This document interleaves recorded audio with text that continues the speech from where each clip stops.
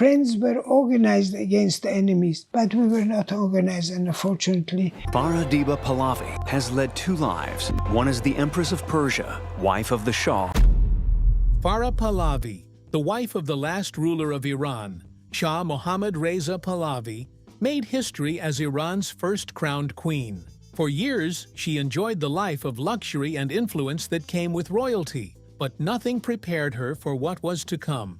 In a shocking turn of events, the monarchy was overthrown, and she was forced to go into exile alongside her family. However, her heart never completely left Iran. She still longed for the life she once had. Recently, there have been whispers of her plans to return to Iran to reclaim her throne. But how did she lose her place as queen in the first place? How does she plan to return to Iran? And what's her life like today? Farah's background and her life as queen. The life story of Farah Pahlavi is an interesting one, as she made history by being the first crowned queen of Iran. She was not born into royalty, nor did she ever dream of occupying the throne, yet fate brought her to the center of power. Farah Diba was born on 14 October 1938 in Tehran to an upper-class and well-respected family in Iran. She was the only child of Captain Sohrab Diba and his wife, Farideh Ghotbi. Her father was an officer in the Imperial Iranian Armed Forces and a graduate of the French Military Academy at Saint-Cyr, and her grandfather had been a diplomat serving as the Persian ambassador to the Romanov court in St. Petersburg, Russia, in the late 19th century. So Farah was born into a wealthy Iranian family, but their fortunes diminished, and they faced financial crises after her father's early death in 1948. Because of that, they were forced to move out of their large family villa in northern Tehran into a shared apartment with their relative. The young Farah began her education at Tehran's Italian school. She then continued studying at the French Jeanne d'Arc School in Tehran before going to the Lycée Razi. After high school, she decided to pursue her interest in architecture at the École Spéciale d'Architecture in Paris. Architecture was a male-dominated field, but it did not bother the brave Farah. She successfully passed all the entrance exams and rushed headlong into her studies. It was in this school in the late 1950s that Farah's life took a dramatic turn, and she was plunged into royalty. Many Iranian students who were studying abroad at this time were dependent on state sponsorship. Therefore, when Shah Mohammad Reza, as head of state, made official visits to foreign countries, he frequently met with a selection of local Iranian students. It was during such a meeting in 1959 at the Iranian embassy in Paris that Farah Diba first met Mohammad Reza Pahlavi, the ruler of Iran. Reza Pahlavi already had two unsuccessful marriages. His first wife, Princess Fawzia of Egypt, gave birth to a daughter, but they divorced due to personal differences. The second wife, Queen Soraya, did not bear any child, so Mohammad Reza divorced her on the grounds of infertility, as he needed a male heir for royal succession. After returning to Tehran in the summer of 1959, Mohammad Reza and Farah Diba began their courtship.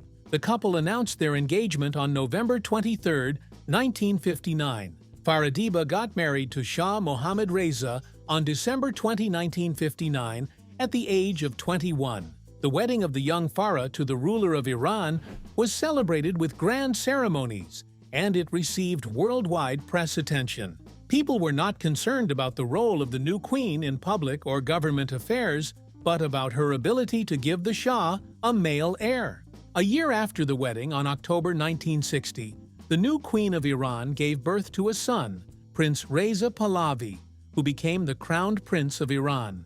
Mohammad Reza was very happy that he now had an heir to the throne. 3 years later, their daughter, Princess Farinaz Pahlavi, was born, and in 1966, the second boy, Prince Ali Reza Pahlavi, was born. In March 1970, the couple welcomed their fourth child, Princess Layla Pahlavi. When Farah married the Shah, she entered a world of great expectations and responsibilities, though her public function was secondary to the far more pressing matter of assuring the succession. However, after the birth of the crown prince, the queen was free to devote more of her time to other activities and official pursuits. Farah was crowned queen during Shah Muhammad's elaborate coronation ceremony in October 1967, turning her from queen consort to a full-fledged empress. From the very start, Queen Farah took her role seriously. Like many other royal consorts, Farah was initially limited to a ceremonial role, but she was not content with merely fulfilling ceremonial duties. Instead, she saw an opportunity to bring positive change to her country, so she became much more actively involved in government affairs, which concerned issues and causes that interested her. Farah believed that art, education, and culture were the keys to transforming society. She used her proximity and influence with her husband, Mohammad Reza, to secure funding and focus attention on causes, particularly in the areas of women's rights and cultural development. One of her most notable contributions was the reformation she made in the arts.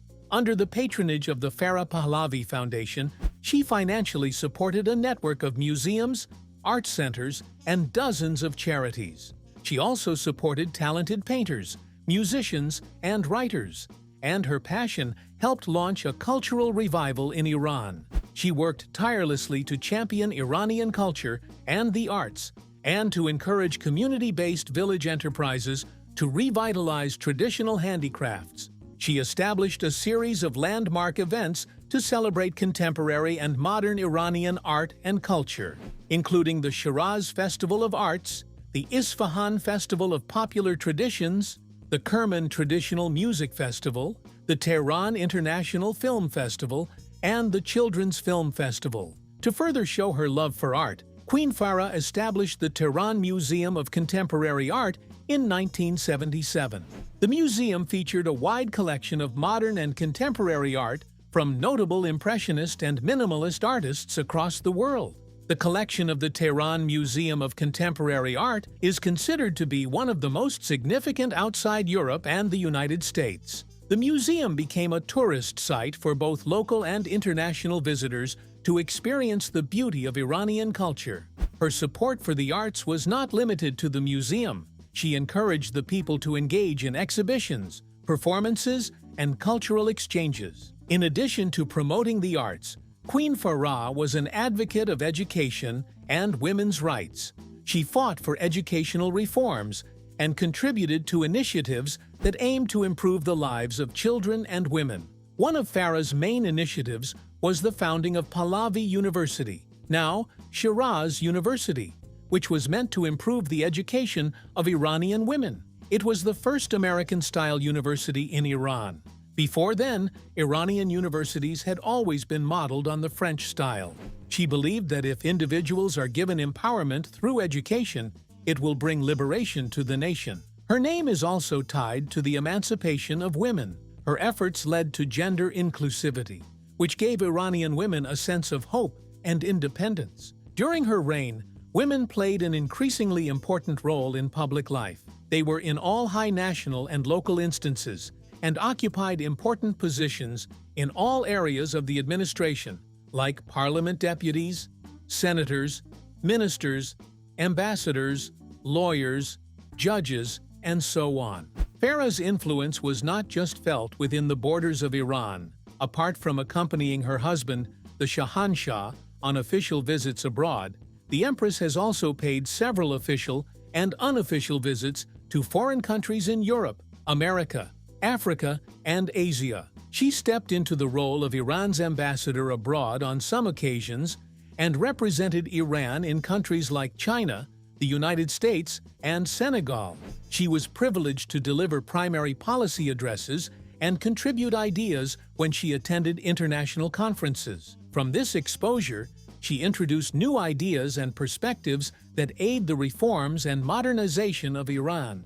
The life of Farah endeared her to people as she was compassionate and humble, and till today, the Iranians remember her for it. Despite the power and grandeur she yielded as royalty, she never lost sight of the importance of connecting with the people. Farah didn't want to be a distant figure, but a caring and inspiring leader who was actively involved in activities that concerned her people. So, she carved out plans on how to achieve this. She occasionally made unofficial visits to hospitals, schools, and public institutions where she interacted with people from all walks of life. Queen Farah broke many barriers during her 2 decades on the throne. She was Iran's first female sovereign and the first woman crowned anywhere in the Muslim world. Thanks to her, women in Iran gained education, started driving cars, and started wearing modern fashion trends. She was also the first woman in a Muslim country to publicly donate blood. Empress Farah is most proud of her groundbreaking work on behalf of Iran's lepers, who had previously been subjected to discrimination. She was a pace-setter by all ramifications. In reflecting on her time as queen, one might ask, what does it mean to use the influence of the throne for the common good? Queen Farah's life as queen offers an answer to this question. Her commitment to nurturing culture, promoting education, and supporting women showed that leadership could be a force for good. But her reign as queen didn't have a positive end. The monarchy had a lot of political unrest, and the story of Farah took a dramatic turn as Iran faced revolution, and she and her family were forced to be exiled. The revolution, exile, and life today. Shah Mohammad Reza's regime was seen as an oppressive, brutal, corrupt, and lavish regime by some of the society's classes at that time. It also suffered from some basic functional failures that brought economic bottlenecks, shortages, and inflation. The Shah was perceived by many to be a puppet of a non-Muslim Western power, that is, the United States, whose culture and policies were affecting that of Iran. The revolution that substituted the monarchy of Mohammad Reza Pahlavi with Islam and Khomeini is credited in part to the spread of Islamic revival. The other part was based on the Shah's autocratic rule, corruption in his government, the unequal distribution of oil wealth, forced westernization, and the activities of Savak, the secret police, in suppressing dissent and opposition to his rule. On January 16, 1979, following several months of strikes and violent protests, Farah Pahlavi fled Iran with her family, following threats to life. Just days after her flight, the Islamic Revolution succeeded with the return of Ayatollah Ruhollah Khomeini, a prominent religious leader who took power and declared an Islamic Republic in Iran on April 1, 1979. The Pahlavi family went into exile, and for more than a year, the couple searched for permanent asylum. Many governments were unwilling to allow them within their borders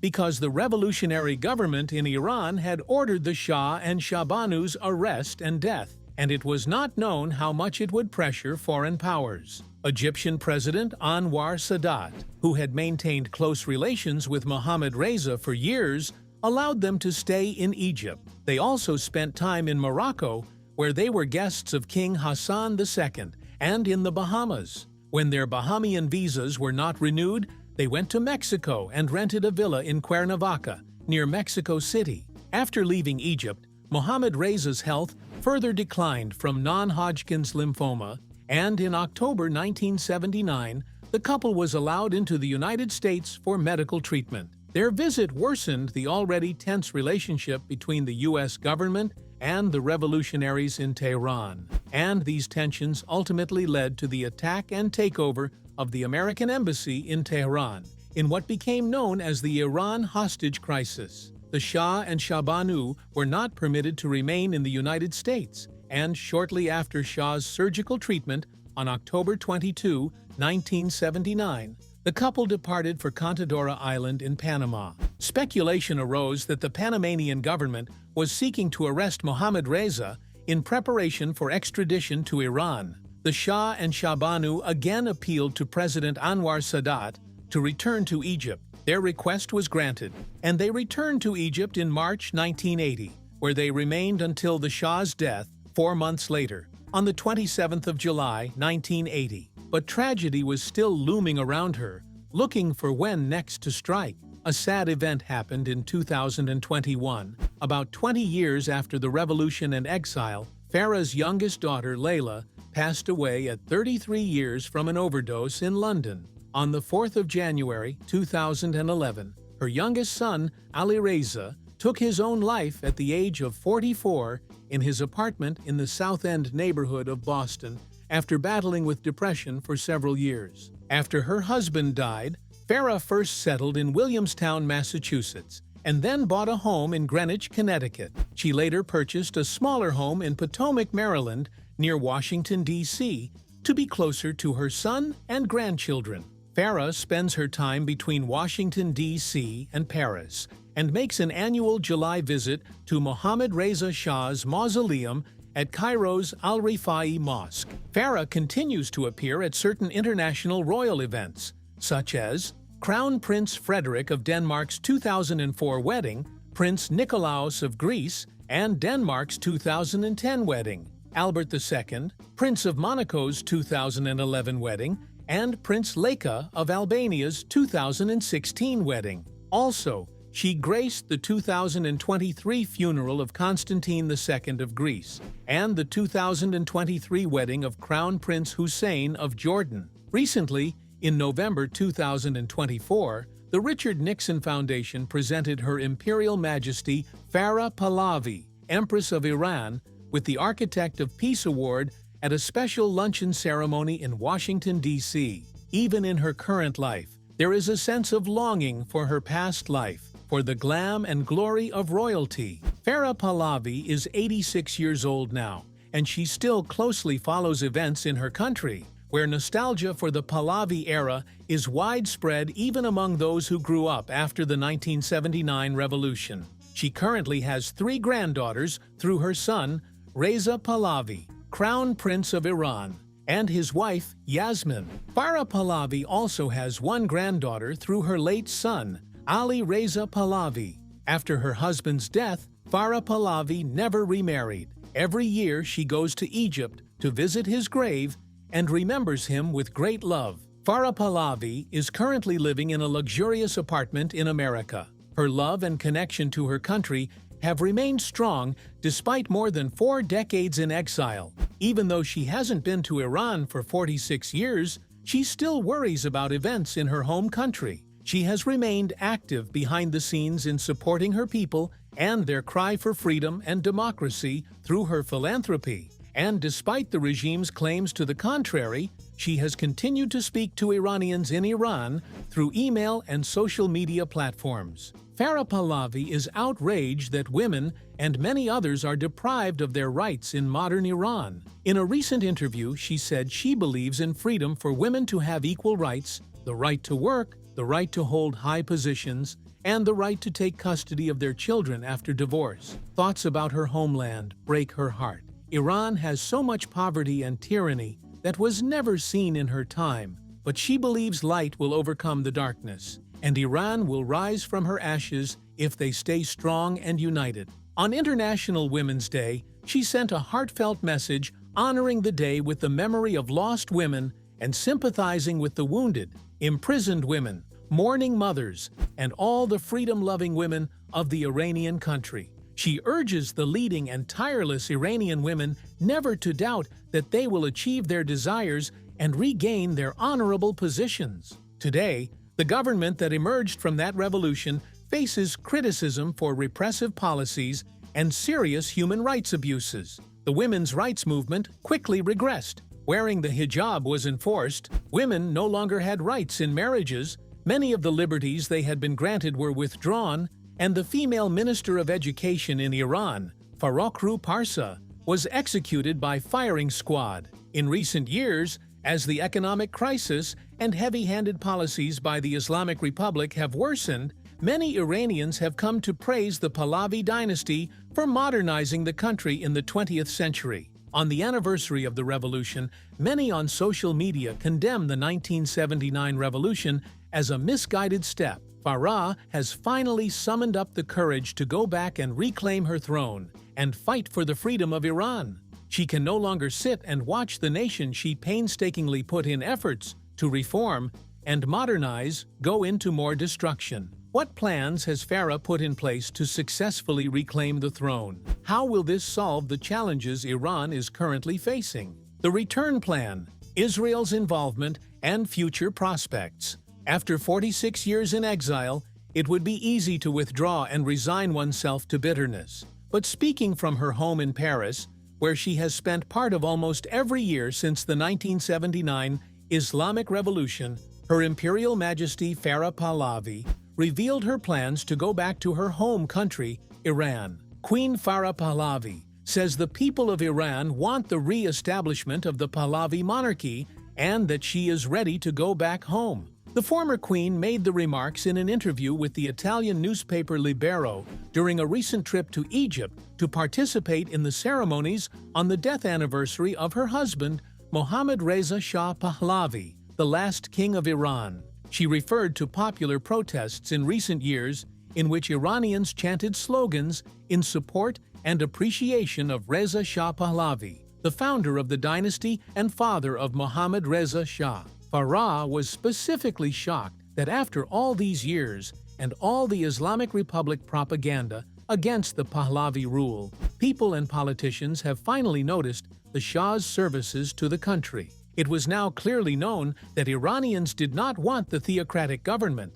and that many people were now in favor of the monarchy. Farah expressed her hope in returning to Iran to reclaim her throne as queen, stating that the most important goal she'll make sure she achieves is the freedom of Iran and the freedom of Iranians. Returning to her country and leading them to their freedom will be a very fulfilling way for Farah to complete her reign. Queen Farah is not alone in her return plans. She has the backing of Israel, and they have agreed to support her in her quest to return to Iran and overthrow the current regime. The involvement of Israel may seem surprising, given the long history of tension between the two nations. However, for Israel to take this decision, they have seen the potential benefit they will gain from a reformed Iran, one that embraces democratic governance and modern reforms, as it would be more stable and less hostile. Queen Farah and members of the exiled royal family have been engaging in closed-door meetings on several instances involving Israeli ministers such as Gila Gamliel to discuss strategies and plans for a successful return. While the news is likely to be met with public derision by both Iran's supreme leader, Ayatollah Ali Khamenei, and President Ebrahim Raisi's government, nostalgia for the overthrown Pahlavi dynasty has steadily increased among Iranians in the decades since the mullahs took power. According to a June poll of Iranians by Bayan Media, Farah Pahlavi remains a strong favorite among opposition groups calling for the end of the regime, with 70% of Iranians saying they trust her to oversee the country's transition into a real democracy. There has been a trajectory from Iranian monarchists that has pointed directly to her. She is the one with the constitutional power, having been made regent by her husband until a successor is crowned in Iran. Her return will finally present the Iranians with a constitutional monarchy that adheres deeply to the principles of democracy, due process, and human rights, and offers both regional and international stability. Will Farah's plan to return to Iran work? And if she eventually does, will the people receive her back as queen? Feel free to leave your thoughts in the comments, and don't forget to like, share, and subscribe. Before you go, click on the video displayed on your screen.